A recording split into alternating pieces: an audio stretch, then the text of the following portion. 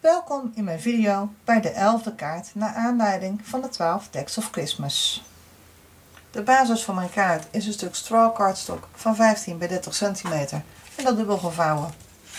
En uit een papierblok van Vintage Shabby, dat is het blauwe, roze en grijze papierblok, heb ik een stukje van 14,5 bij 14,5 in blauw uitgesneden. Ik begin met stempelen op glossy paper. En glossy paper is een hele gladde papiersoort. En ik heb de vlinders daar al op afgestempeld met archival inkt. En ik ga nu nog even de tekststempel ernaast stempelen.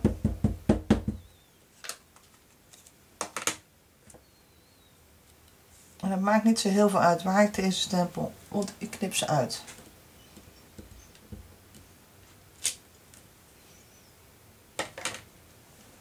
Omdat het een gladde oppervlakte is, doe ik de inkt verhitten met de heatgun.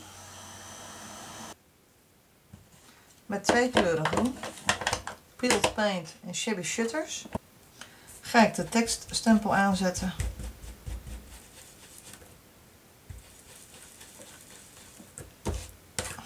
En ik gebruik daar natuurlijk bij de inblending tool. Ik werk eerst met de lichtste kleur. En ik ga daarna met een donkere kleur de randen aanzetten.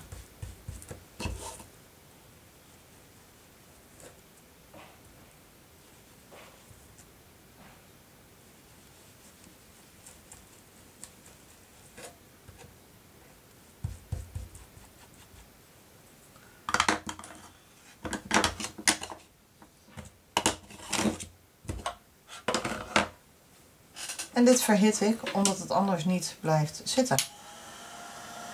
En dat effect op glossy papier geeft eigenlijk een heel bijzonder effect. Want je blijft die glanslaag van het papier blijf je zien. Met de vlinders doe ik het iets anders. En daarvoor gebruik ik de nieuwe Distress markers. En met de nieuwe Distress markers ga ik ze inkleuren. De marker heeft een brushpunt en een fijne punt. Met die fijne punt kan je heel mooi schrijven. En de brushpunt gebruik ik voor het inkleuren van de vlinders.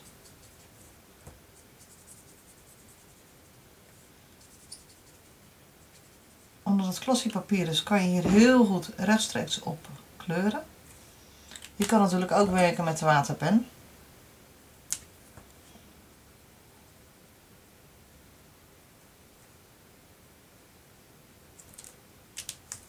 Maar omdat dit van het gladde papier is, is dat hierop niet nodig.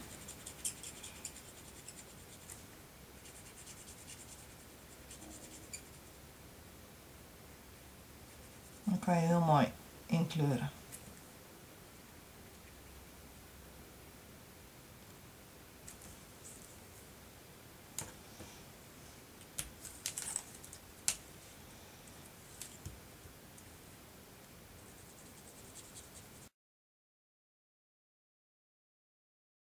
De Distress markers hebben dezelfde inkt als de inkpads. Alleen het grote voordeel is dat ze in een brushpen zitten. In een marker zitten. Waardoor je dus gewoon heel gedetailleerd kan inkleuren. Zeker voor de stempelinkleurders die heel veel kleuren met Distress inkt is dit wel een uitvinding. Want je bent eigenlijk nu af van het geklieder op een plastic sheet. Want dat heb je nu niet meer omdat je het gewoon in die marker hebt zitten.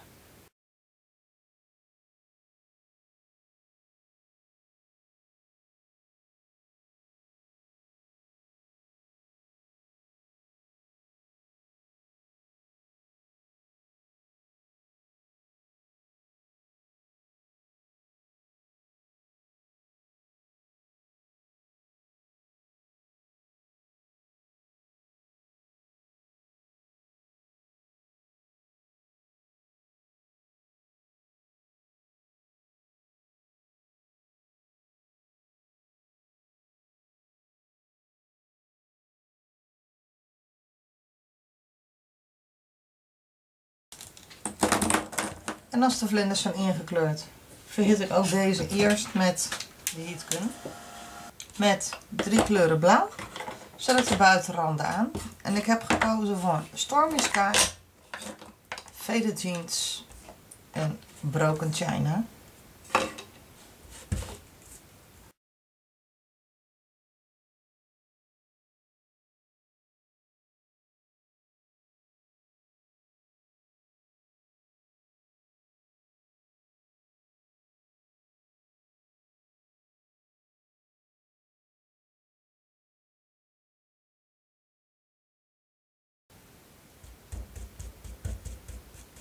Zo. Het eindresultaat van de vlinders. Met de mini tags stans heb ik de label gestanst. En ook deze ga ik aanzetten met blauwe inkt.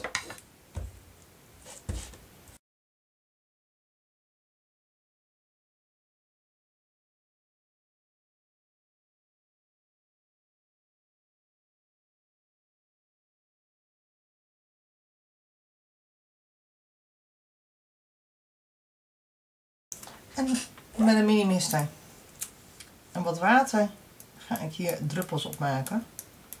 En dan zal je zien dat de glossy heel anders reageert dan gewoon cardstock. Zeker wanneer je dit gaat verhitten. Geef het water heel even de tijd om zijn werk te doen. Ik wil er nog wat meer druppels op.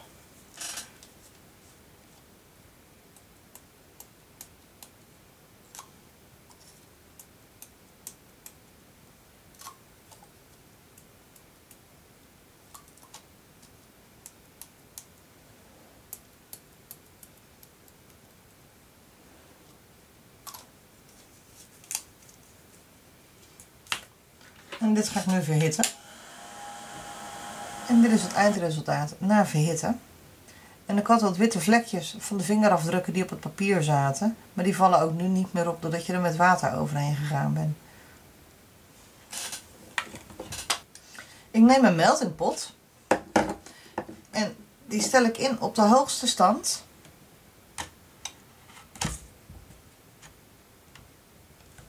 En daarin strooi ik Royale Beauty Ultra Dik Embossing Poeder.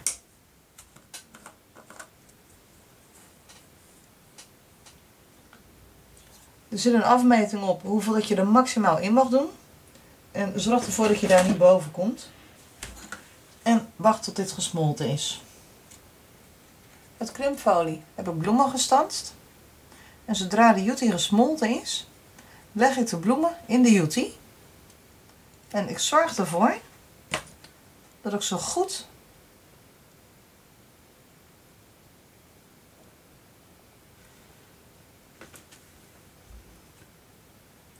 naar de bodem druk. Het ziet er allemaal best wel eng uit. Zodra je het erin gooit, vliegt het alle kanten op, krimpt het alle kanten op. Maar uiteindelijk trekt dat goed. En met een pincet haal ik de bloemen eruit en laat ik ze afkoelen op mijn kraftsheet. En dat is dus heel belangrijk dat je dus een goede kraftsheet hebt. Oh. Zo. En de tweede bloem.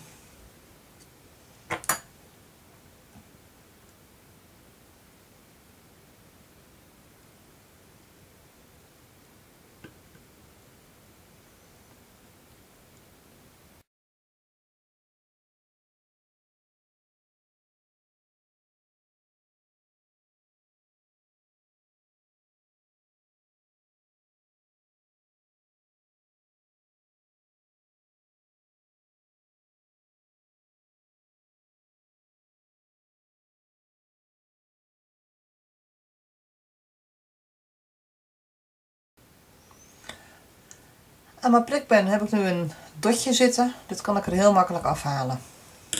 En dat geldt ook voor mijn pincet. Dus je hoeft niet bang te zijn dat je daarmee je pincet of je prikpen verruineert. Want dat doe je niet. Wel natuurlijk heb je een plastic materiaal dat kan smelten. Dus het is wel belangrijk dat je zorgt dat je hittebestendig materiaal gebruikt.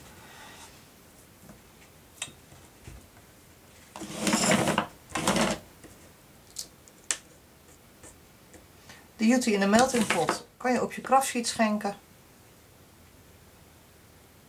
Zorg wel dat je voldoende ruimte hebt, want het loopt best behoorlijk uit.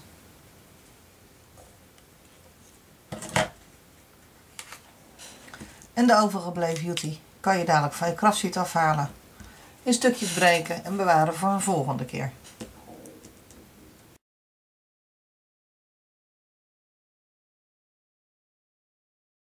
Jutti koelt best heel snel af.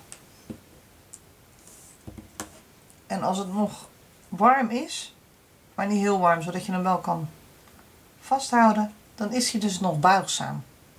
Dan kan je hem nog alle kanten opbuigen. En dit stuk kan ik gewoon een volgende keer gebruiken. Als mijn meltingpot is afgekoeld, bewaar ik het daarin. Terug naar de bloemetjes. Er zit nog wel Jutti tussen de bloemplaatjes. Ik kan ervoor kiezen om dit zo te laten. Ik kan ervoor kiezen om het er tussenuit te knippen.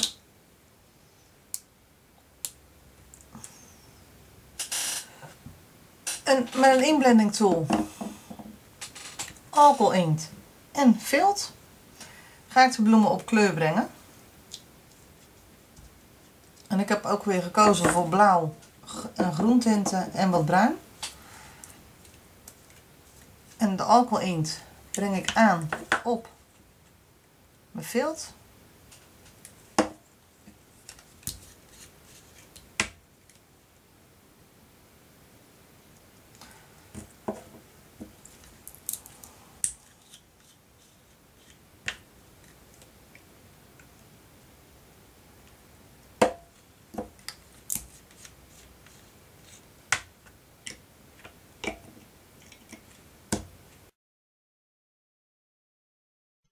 Op 4 verschillende plaatsen breng ik 4 verschillende kleuren alcohol inkt aan op het vilt.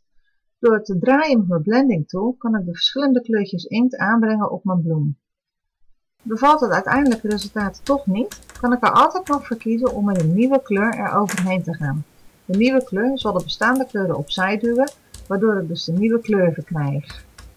En op deze manier kan ik creaties aanbrengen in de bloemen. Wanneer ik alle losse onderdelen bewerkt heb, plak ik deze op mijn kaart. Ik plak de vlinders op met 3D-foam.